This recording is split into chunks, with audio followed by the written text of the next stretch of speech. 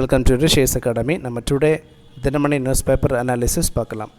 Initially political issue கொடுத்துருக்காங்க, exam point of வியூவில் important கிடையாது.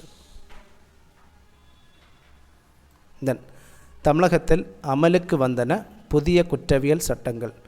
மத்திய அரசாங்கம் 3 குற்றவியல் சட்டங்கள் கொண்டு வந்தாங்க. இந்த 3 சட்டங்களும் ஜூலை 1 முதல் இம்ப்ளிமெண்டேஷன் ஆகிருக்கு.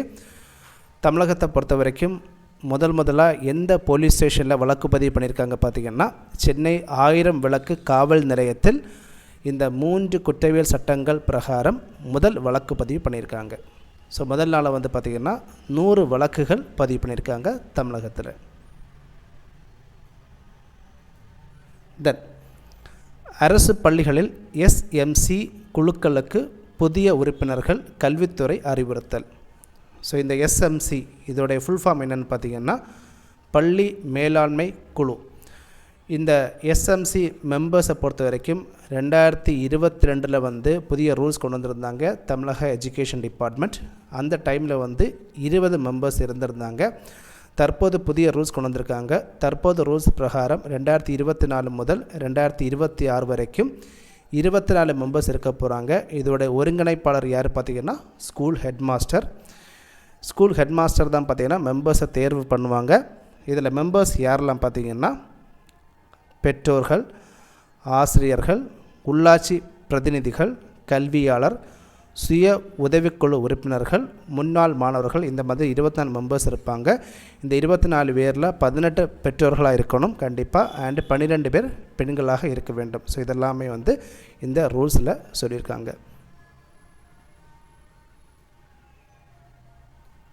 தென் சிறந்த சேவையாற்றிய 105 மருத்துவர்களுக்கு விருது.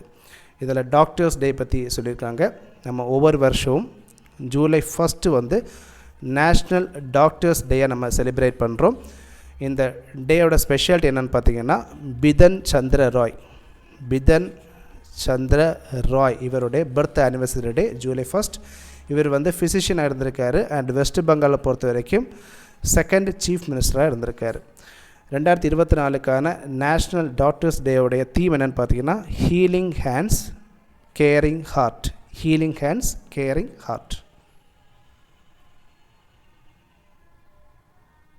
தென் ஒரு ட்ரக்கோட நேம் சொல்லியிருக்காங்க. ரூபாய் 40 கோடி மெத்தபெட்டமைன் பறிமுதல், சர்வதேச போதைப் பொருள் கடத்தல் கும்பல் கைது. ஸோ இந்த ட்ரக்கு பேர் கேட்பாங்க, மெத்தபெட்டமைன். தென் தரவுகள் ஜாக்கிரதை. இதில் சில இம்பார்ட்டன்ட் இன்ஃபர்மேஷன் சொல்லியிருக்காங்க. இதில் சொல்லியிருக்கக்கூடிய விஷயங்கள் நம்ம ஷார்ட்டாக பார்க்கலாம்.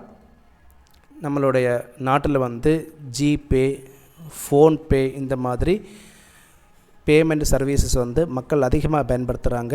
சிறு விவசாயிகள், சிறு கடைகள், ஸோ இந்த மாதிரிப்பட்ட எல்லா இடத்துலையும் பார்த்திங்கன்னா இந்த மாதிரி பேமெண்ட் சர்வீஸ் பயன்படுத்துகிறாங்க.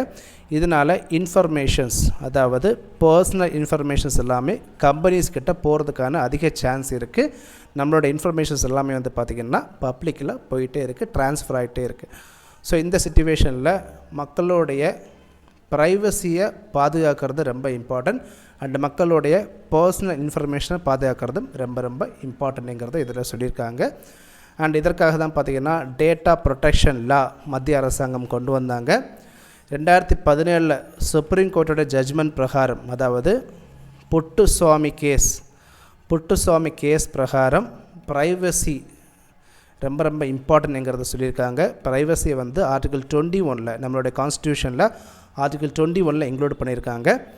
இந்த ஜட்ஜ்மெண்ட்டில் என்ன சொல்லியிருந்தாங்க பார்த்திங்கன்னா, மக்களோட ப்ரைவசியை ஸ்டேட் ஆர் கவர்மெண்ட் இன்டர்ஃபியர் பண்ணக்கூடாதுங்கிறத ஜட்ஜ்மெண்ட்டாக சொல்லியிருக்காங்க. ஸோ ப்ரைவசியும் ரொம்ப இம்பார்ட்டண்ட் அண்டு பர்சனல் இன்ஃபர்மேஷன் ரொம்ப இம்பார்ட்டண்ட். இந்த 2 விஷயத்தையும் கவர்மெண்ட் கண்டிப்பாக ப்ரொடெக்ஷன் பண்ணணும். இதுதான் இதில் சொல்லியிருக்காங்க.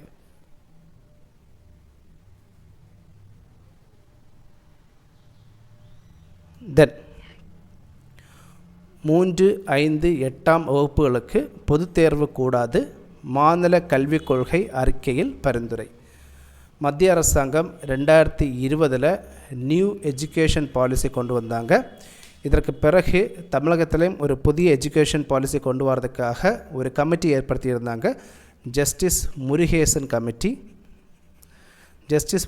கமிட்டி இதில் 14 மெம்பர்ஸ் இருந்திருந்தாங்க.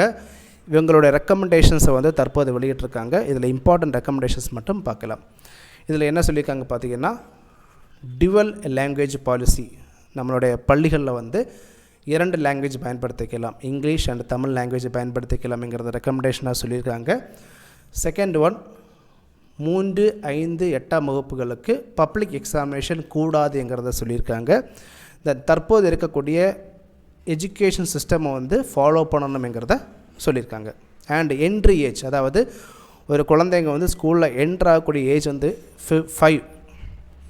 ஒரு பிள்ளைங்க வந்து ஸ்கூலில் என்ட்ரு ஆகக்கூடிய ஏஜ் வந்து 5 இதில் மென்ஷன் பண்ணியிருக்காங்க.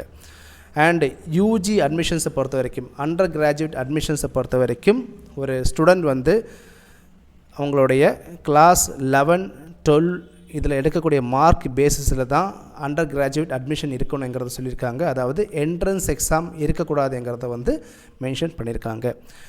மல்டிபிள் என்ட்ரி எக்ஸிட், அதாவது நம்ம டிகிரி படிச்சுட்டு இருக்கும்போது வெளியே போகிறது, திரும்ப உள்ளாடி வாரது, இந்த மாதிரிப்பட்ட விஷயங்கள் எல்லாமே வந்து நீக்கியிருக்காங்க. ஸோ இந்த விஷயங்கள் எல்லாமே நேஷ்னல் எஜுகேஷன் பாலிசியில் சொல்லியிருந்தாங்க. இதெல்லாமே வந்து பார்த்திங்கன்னா தமிழ்நாடு எஜுகேஷன் பாலிசியில் பேன் பண்ணியிருக்காங்க.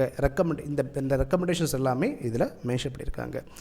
ஃபிசிக்கல் எஜுகேஷன் பிஇடி பீரியடை பொறுத்த வரைக்கும் அதிகமான டைம் ஒதுக்கணுங்கிறத சொல்லியிருக்காங்க. டீச்சர்ஸோடைய குவாலிட்டியை இம்ப்ரூவ் பண்ணணுங்கிறதையும் ரெக்கமெண்டேஷனாக சொல்லியிருக்காங்க. இந்த நெக்ஸ்ட் ஒன், தீவிரவாத குற்றச்சாட்டில் கைதான ரஷீத் எம்பியாக பதவியேற்க NIA சம்மதம். இந்த நேமை பார்த்துக்கோங்க. ரஷீத் வந்து பார்த்திங்கன்னா ஜம்மு காஷ்மீர் பாரமுல்லா தொகுதியில் வெற்றி பெற்று ஜெயிச்சிருக்காங்க.